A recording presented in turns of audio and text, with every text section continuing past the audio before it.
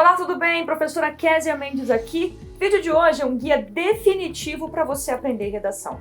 Késia, como assim? Existe essa coisa de guia definitivo? Claro que existe. Tem um passo a passo aí. É por isso que tem gente que não aprende, porque fica chutando para todo lado. Não, para de chutar, você não precisa chutar. Gostou da ideia? Não esquece então de curtir esse vídeo, de já compartilhar e já comentar aqui embaixo, porque esse vídeo tem palavra-chave. E o que é a palavra-chave, gente? É uma palavra que eu solto aqui no meio do vídeo em algum momento e você escreve aqui nos comentários qual é a palavra-chave, coloca o seu Instagram ou o seu e-mail para participar do sorteio de um e-book de redação que eu tenho.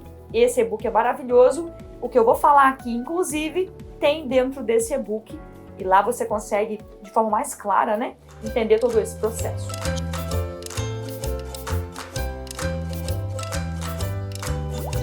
Gente, a primeira sacada que eu tenho para você é o seguinte: para aprender redação, você precisa aprender os tipos de texto que tem na língua portuguesa. Quantos tipos de texto nós temos na língua portuguesa? Vou te dar aí 10 segundos para você responder. De 1 a 5, qual é a resposta? Se você falou 1, você errou. 2, errou também.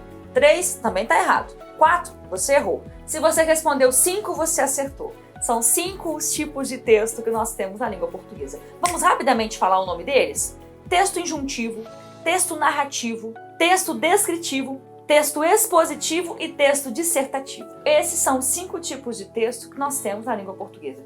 Professora, para que eu tenho que saber os tipos de texto que nós temos na língua portuguesa? Sabe para quê? Para você entender o que você não pode usar numa redação. É para isso.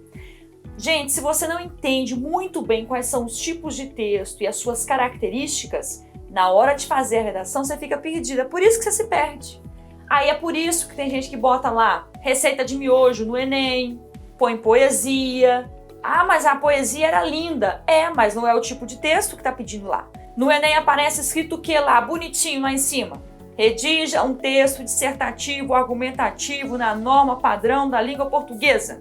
Por isso que poesia não serve, tá entendendo? Por isso que contar a história da infância, uma história super triste, para tentar convencer o examinador, não vai colar. Então, primeiro ponto, a primeira sacada desse guia definitivo, entenda os tipos de texto da língua portuguesa.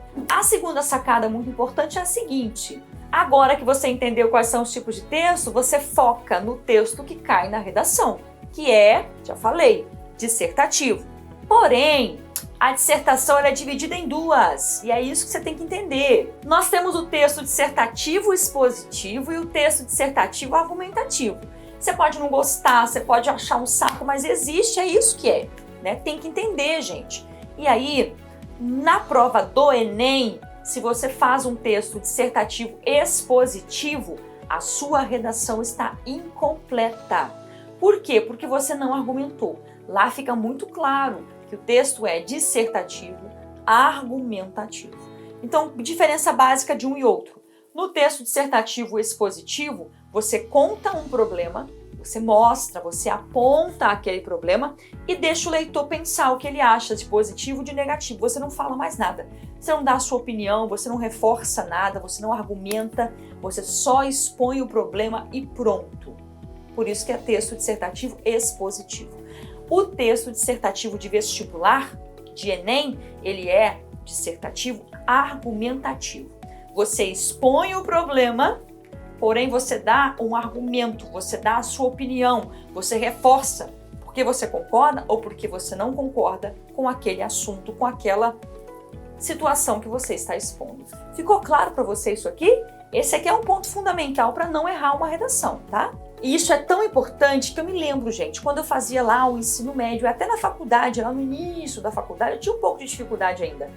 Eu não sabia por onde começar uma redação. Quem é que nunca viveu isso? De não saber o que pode colocar num texto e o que não pode colocar num texto. É por isso que você precisa entender bem a estrutura de cada tipo de texto. Para você, quando bater na sua cabeça assim, vontade de contar uma história, vontade de relatar um problema que você vivenciou na infância, você vai lembrar, gente, isso aqui não é um texto narrativo. Isso aqui é um texto dissertativo. Da mesma forma, quando você estiver se deparando com uma narração, é para fazer uma narração, para contar uma história, você não pode ficar botando um monte de argumento lá, porque não cabe isso nesse texto. Deu para entender? Por isso que é importante, tá bom? Eu fazia muito isso quando eu estudava, errava muito, tinha muita dificuldade de começar uma redação porque eu não entendia os tipos de texto e as suas características. Depois que eu entendi a estrutura de uma redação e os tipos de texto para eu saber que, epa, tô botando uma receita de miojo, isso aqui não é daqui não.